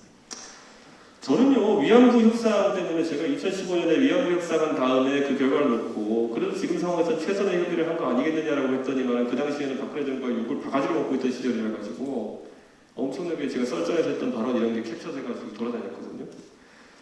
근데 그때 제 썰전 상대했던 분이 지금 정무수석하는 이철희 수석이었어요. 근데 제가 그때 그 질문을 했거든요. 그러면 민주당이 집권하면은 지금 박근혜 정부의 협상이 이렇게 불만이면은 지금보다 나은 협상을 할 수 있는 겁니까? 라고 했는데 그때 이철희 수석이 답변을 당연히 우리 할 수 있다고 했어요. 근데 지금 문재인 정부 이제 몇 개월 안 남았는데 못했잖아요.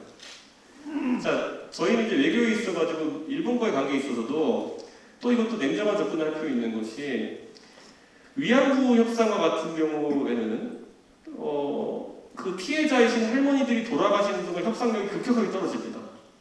네, 그게 어쩔 수 없어요. 그 종군 위안부 피해가 옛날에 우리나라도 있었고 중국에도 있었고 그리고 네덜란드도 이제 그 인도네시아의 네덜란드 식민지에서 그 여성들이 위안부로 많이 이제 납치되어서 이제 활동했던 그런 것 때문에 네덜란드에도 그런 위안부 문제 때문에 배상 문제 있었는데 네덜란드 위안부 분들은 거의 다 돌아가셨어요. 다 돌아가셨는데 그 뒤로부터 그 이슈 자체가 사라져 버렸어요, 사실상. 그런데 그런 것처럼 우리나라도 지금 보면은 할머니들이 기본적으로 최소 90세 이상 다 이제 연로하셨기 때문에 시간 변수를 저희가 간과해 버리면은 나중에는 그 증언해 주신 할머니들도 안 계시고 이런 상황 속에서 협상력이 떨어질 수도 있어요. 그럼 지금보다 나은 협상을 할 수 있는 근거 자체가 사라질 수 있다니까요. 예전에 윤미향 의원이 그래가지고 무슨 뭐 여러 가지 뭐 할머니들에 대한 추모 사업도 하고 그리고 일각에서는 어디 연구실에서는 AI 할머니를 만들자 뭐 그래서 이런 제안을 냈는데 그게 말이 되는 제안입니까? 국제적인 외교 협상에 AI 할머니 내놓는 게? 그래서 저는 이런 그냥 국내 정치 하에서 우리가 위안부 협상에 대해서 우리가 집권만 하면 더 나은 협상을 할 수 있다 주장하는 것은 굉장히 무책임했다는 생각이 드는 거거든요. 바로 파기해버렸잖아요. 파기가 되는 것도 아닌데 그 화해와 치유재단 그 하면서 그 돈도 다 돌려보낸다고 하고 이렇게 하면서 파기선언 사인 해버렸는데 저는 우리 국민들이 한번 그 판단을 해봐야 될 것 같습니다. 우리가 진짜 전승국으로서 무조건 항복을 받아야 하겠다는 의지가 아닌 이상 어딘가 타협점이 있을 것이고, 일본에서 고노다마, 무라야마다마 뭐 다들 있었지만은 우리가 어느 지점 하나 딱 박을 필요는 있습니다. 이 정도는 우리가 용납할 수 있다. 상당히 좀 진일보한 그런 단어들도 있었어요. 그걸 기준으로 해가지고 요거만 계속 아까 지켜졌으면 좋겠다 정도의 상태로 잘 관리할 필요가 있을 것 같은데, 지금 보면은 그 2015년 한일 위안부 협상 같은 경우에는 그 협상 과정에서 문제점을 뭘 지적하는지도 알겠어요. 하지만 문재인 정부 출범 이후에 더 나은 협상을 하겠다는 것은 그것 또한 거짓말이었음이 지금 드러나는 것이거든요. 그러니까 이거는 그냥 안타까운 상황이다. 그래서 저는 지금 우리 강제 징용 배상 문제 같은 경우에도 지금 문재인 정부 내내 계속 큰 문제가 되고 있는데, 이 안에서 대통령이 굉장히 적극적으로 국민들 설득할 의지를 보여야 된다 이런 생각합니다. 국민들에게 우리의 사법제도를 굉장히 준수하는 것도 중요하고, 그리고 양국 간의 외교적인 관계를 고려하는 게 굉장히 중요하기 때문에 대한민국 대통령으로서 국민들에게 이런 제안을 합니다. 그리고 국민들이 동의해 주시면은 나도 일본 정부에 이런 제안을 하도록 하겠습니다. 그래서 어떤 중간지대 만듭시다라는 용기가 있어야 되는데, 이 정부는 내내 토착외교라는 단어를 유행시키면서 그 말을 꺼내는 것 자체를 굉장히 부담스럽게 만들어버렸어요. 저는 그래서 우리 당이 그 문제에 있어가지고 굉장히 곤란한 점에 있었고, 또 때로는 비겁해질 수밖에 없었던 것을 반성하긴 하지만은, 저는 적어도 어느 정당이 이번에 대통령 배출하든지 간에 이런 역사 문제에 대해 가지고는 대통령께서 임기 초에 인기가 좋을 때 상당히 용감한 선택들을 해야 된다. 저는 그런 생각을 합니다.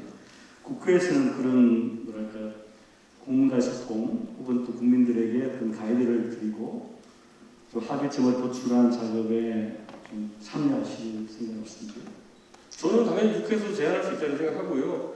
저는 예를 들어 대통령이, 제가 그냥 이것도 사고 실험입니다. 대통령께서 어느 당이든지 당선되면은 할 수 있는 뭐 가장 통 큰 제안이라고 한다 그러면은, 예를 들어 우리나라에서 그 징용 배상에 해당하는 액수를 미리 우리가 그분들에게 사실상 지급하고, 우리는 앞으로 일본 정부에 대해 가지고 꾸준한 협상을 통해서 그 배상을 또 받아내기 위해 가지고 구상권 청구 비슷하게 받아낼 수 있도록 하기 위해서 노력을 하겠다라는 중간지대라든지 뭐 이런 것들을 확립할 필요가 있는 것이거든요. 지금은 그런데 뭐 지금도 중간지대가 많습니다. 뭐 50대 50을 부담하고 뭐 이런 얘기 있잖아요. 저 다 이런 노력도 다 존중합니다. 근데 이게 적어도 임기 초에 가장 인기가 좋은 시점의 대통령이 어쩌면 임기 초에 가장 하고 싶지 않을 일이지만 해야 된다는 것이죠. 저는 임기 초에 대한민국 대통령들이 어떤 나라를 위한 아젠다를 잡는지가 굉장히 중요하다 생각합니다. 저는 제 손으로 제가 박근혜 대통령을 만드는 일조했지만은 가장 큰 실망감을 느꼈을 때가 뭐냐면은, 그 박근혜 정부 인기 좋았던 시절에 초기 1년, 2년을 정당 해산, 통진당 해산에 다 쏟아부었다는 게 너무 저는 짜증났었어요. 저는 제가 정당이라고 하는 것은 진짜 본인의 정견이 어떻다 하더라도 결국 표로 심판받는 것이고, 표로 심판받아서 국민에 의해 가지고 사실상 권력을 잃거나 아니면 해산되는 상태로 간다 보는 것이지, 저는 그거에까지 정당 해산 심판 할 수 있는데 그거에까지 그렇게 전력을 쏟아붓고 종북당론이 박근혜 정부 초기 2년을 지배하다가, 그러다가 2014년 4월 16일에 세월호 사건 이후로는 완전히 국정 동력을 상실하는 이런 상황이 일어났던 걸 제일 저는 답답하게 생각하거든요. 많은 사람들이 박근혜 정부에게 초기에 경제민주화라든지 사회개혁에 대한 기대가 있었을 때, 연금개혁이라든지 그런 아젠다를 가장 추진력 좋은 시기에 했었으면은 조금은 더 나은 평가를 받았을 겁니다, 박근혜 정부가. 근데 그렇게 하지 못했고, 문재인 정부 보시면요, 가장 정부가 힘이 좋고 가장 국민들의 기대가 쏟아지는 시점에 뭘 했냐면은 적폐청산으로 2년을 허송세월했어요. 그걸로 초기를 다 허송세월하고, 그 다음에 코로나 때문에 새로운 뭔가 해보기 어려운 상황이 되고, 우리 정부라는 것이 대체 이렇습니다. 네, 대체 권력을 잡고 난 다음에 꼭 해야 되는 것들을 회피하고 상대편을 공격하고 지지율을 더 끌어올리기 좋은 소재들을 가다 보면은 나중에 힘 떨어지는 3년차, 4년차가 오고, 저는 이 패턴에서 다음 대통령 꼭 벗어났으면 좋겠습니다. 그럼 다음 대통령이 초기에 집중해야 될 아젠다가 있다고 그러면 어떤 걸 제안하시겠습니까? 저는 외교 문제에 있어가지고 상당히 큰 물꼬들을 그때 트셨으면 좋겠다, 초기에. 예를 들어서 우리나라 대통령이 5년의 단임제라는 것을 전 세계 모든 국가가 알아요. 그렇기 때문에 3년차, 4년차 갈수록 우리나라의 외교적 협상력이라는 건 계속 줄어들게 되어 있습니다. 그러면은 가장 인기 없는 정책일지라도, 가장 인기 없는 협상일지라도 초기에 하는 진정성을 보여주길 전 진짜 기대하고 있습니다. 그거를. 제가 쭉 지켜보니까 경제 문제는 이게 시장이 있잖아요. 그죠? 시장도 있기 때문에 대통령이 마음대로 할 수 없는 거예요. 마음대로 하시다가는 시장에 그 피드백을 받아서 국민들이 반발하기 때문에. 근데 이게 대통령께서 이 외교 문제나 북한 문제는 마음대로 하고 싶으실 거예요. 그래서 다음 대통령께서도 어떤 것인지 모르겠지만 마음대로 하고 싶어 하지 않을까요? 그럴 경우에 외교 문제만의 전문가 영향을 어떻게 우리 정부가 잘 활용할 것인지 그런 고민을 좀 하고 계신지 궁금합니다. 사실 질문도 있습니다. 이건 저쪽으로 이제 보통 우리나라의 외교 통일 안보 같은 경우에는 청와대가 주도하는 그런 시스템이기 때문에 저희 정당이나 의회 기능이 이제 약하긴 합니다. 그렇긴 하지만은 적어도 저는 이 정부의 원칙론이라는 거는 후보가 바로 세울 수 있었으면 좋겠다. 후보 단계에서 그런 생각을 해서 아까 말한 통일론도 그렇고요. 다자간 안보의 틀도 그렇고 우리 후보가 빨리 제시하길 기대하면서 저도 계속 요청을 하려고 합니다. 저 시간이 많이 돼서 제가 이제 이런 약간 우리 문제와는 없지만 질문이 재미있어 한번 넘겨보겠습니다. 그 MZ 세대 관련해서 그 SNS를 폭넓게 활용하는 방안 이런 게 중요하다고 말씀을 하셨고요. 국민의힘에서 그러면 그 젊은 세대를 겨냥한 새로운 참신한 전략이 있으신지 물어봤습니다. 저는 기본적으로 정당 정치가 젊은 세대가 친숙해질 수 있도록 기회를 많이 여는 게 중요하다. 제가 공유 개방 참여라는 단어를 계속 이제 쓰고 있는데 이런 생각합니다. 정당 정치는 뭐 선출직부터 뭐 굉장히 이제 보라이트한 사람들을 포괄하고 그 보라이트한 영역을 이제 포괄하는데 이 안에 내 역할이 있다고 믿는 게 굉장히 중요할 것 같아요. 이번에 저희가 그 피선거권을 18세로 만 18세로 개정한 것의 의미를 여러분이 좀 알아주셨으면 좋겠습니다. 그게 뭐냐면은 단순히 선거권 18세, 만 18세 그 피선거권 만 18세는 차원이 다른 문제입니다. 이렇게 보시면 돼요. 우리나라의 공직선거는 대부분 4년마다 한 번씩 치러집니다. 내가 만약에 대학을 갓 졸업한 22살, 23살 대학생이라고 한다면은 지금까지는 만 25세 피선권 제한이었거든요. 그러면 내가 태어난 연도에 따라 가지고 내가 어쩌면 기초호인 되기까지 만 28세까지는 도전의 기회가 안 올 수도 있어요. 근데 그렇게 태어나면 그러면 만 28세야 처음에는 솔직히 도전할 수밖에 없는 법적 제약이 있는 것은 정치 참여를 애초에 주저하게 만듭니다. 내가 정치를 업으로 삼을 수 있는 기회를 박탈하는 겁니다. 대학 졸업하고 5년 동안 딴 거 하다가 선출직에 나가는 거 아닙니까? 그러면. 그렇기 때문에 이번에 만 18세로 저희가 피선권 연령을 낮춘 거는 정치로서의 직업으로서의 정치를 선택할 수 있는 기회를 연 겁니다. 아무리 늦어도 만 22세, 만 23세 때는 첫 출마할 수 있게 되는 겁니다. 태어난 연도에 어떤가에 상관없이. 이건 큰 의미를 가집니다. 본인이 우리나라에서 보편화된 대학 교육을 마치고 난 다음에 누구든지 어떤 단위 선거에서 바로 뛰어들 수 있다는 것을 의미하는 것이거든요. 저는 그래서 이 변화라는 것이 상당히 큰 참여의 장을 열 것이다. 제가 그래서 요즘 우리 당의 기초의원, 구의원, 시의원이죠. 구의원, 시의원 출마하려는 젊은 세대와 이야기 많이 해보면은 정치 모델 자체가 바뀌어가는 걸 느낍니다. 과거 같으면은 구의원, 시의원 같은 경우에도 나이 60 되신 분들이 동네에서 유지 활동하시다가 이 훈장을 다시는 느낌으로 구의원, 시의원 도전하는 분들이 대다수였죠. 지금도 그렇습니다. 근데 요즘 제가 한 무리의 젊은 정치를 하고 싶어하는 집단을 만나서 놀았던 거 뭐냐면은 변호사들이에요. 변호사들. 대부분 이제 로스쿨 체계로 된 게 로스쿨 변호사들이긴 하지만은 그 로스쿨 출신의 변호사들이 로스쿨 제도의 취지를 오히려 살리면서 이런 활동을 할 수 있는 것 중에 하나가 뭐냐면은 실제로 변호사로 활동한 법률적 지식 바탕으로 해가지고 구의원, 시의원으로 활동해보는 것이겠죠. 그 조례를 만들고 사실상 입법 활동을 하는 것과 변호사로서의 전문성 굉장히 다 있는 능력이거든요. 그래서 내가 지역에서부터 정치로 인정받아서 오바마가 그런 모델 아닙니까? 일리노이주에서 법률가로서 일리노이 주 의원을 하다가 나중에 상원의원에 한 방에 끼오르면서 4년 만에 대통령까지 간 거 아닙니까? 저는 그런 것처럼 그런데 여러분한테 지금 여기 계신 분들한테 구의원이 대충 어떤 삶을 사는지에 3번이라도 고민해 보신 적 있냐 그러면은 많은 분들이 고민 안 해봤을 거예요. 내 첫 직업 또는 내 직업 중에 하나로 고민해 보시면 많지 않을 거예요. 아까 말했던 연령의 연속성 문제도 있고요. 무엇보다도 구의원 연봉이 한 따지면 4천만 원 정도 되거든요. 그 경험이 가능해요. 다른 일과. 그렇기 때문에 제가 봤을 때는 나쁘지 않은 선택일 수도 있어요. 예를 들어 본인이 변호사거나 이런 사람들이요. 그런데 한 번도 지금까지 이런 기회가 열리지 않았던 것이죠. 그래서 이런 참여의 기회, 새로운 정치 모델 같은 것이 확산될 수 있도록 저희가 새로운 기회를 많이 오픈하겠습니다. 젊은 정치인 이야기했습니다. 그 마지막 질문은 이거였습니다. 네, 임기 동안에 이루고 싶은 한반도의 모습 어떠십니까? 한반도의 모습이요?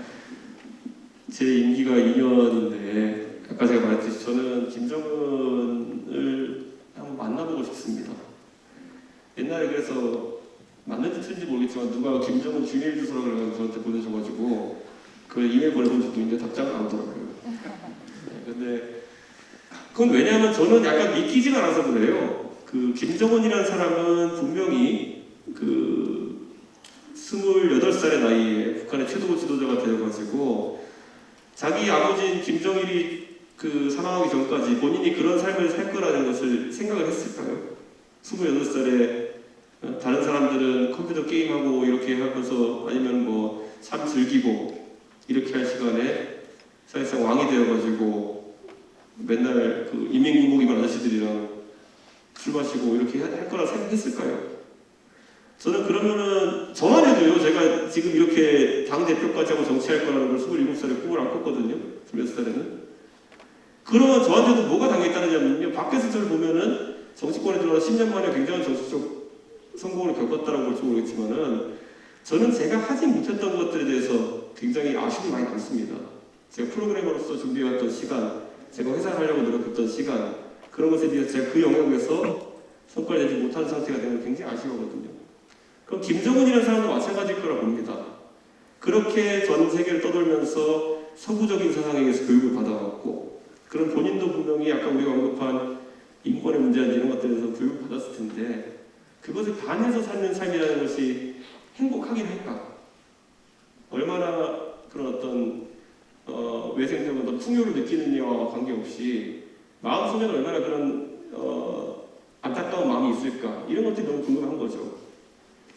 제가 그래서 언제 한번 언론에 얘기한 적이 있어요. 그 김정은을 만나면 꼭 해보고 싶은 질문이 당신 지금 행복하냐? 그리고 당신 왜 이렇게 사냐? 이 두 가지 질문인데 지금까지 김정은한테 살면서 이런 질문을 던질 수 있는 사람이 있었을까요? 북한 사람이 이런 질문 던졌다가는 총 맞았을 것 같고 우리나라 올라갔던 사람들 같은 경우에는 상당히 주저했을 것 같아요. 저는 제가 만약에 그런 기회가 주어진다면 저는 그런 얘기 너무 해보고 싶었어요.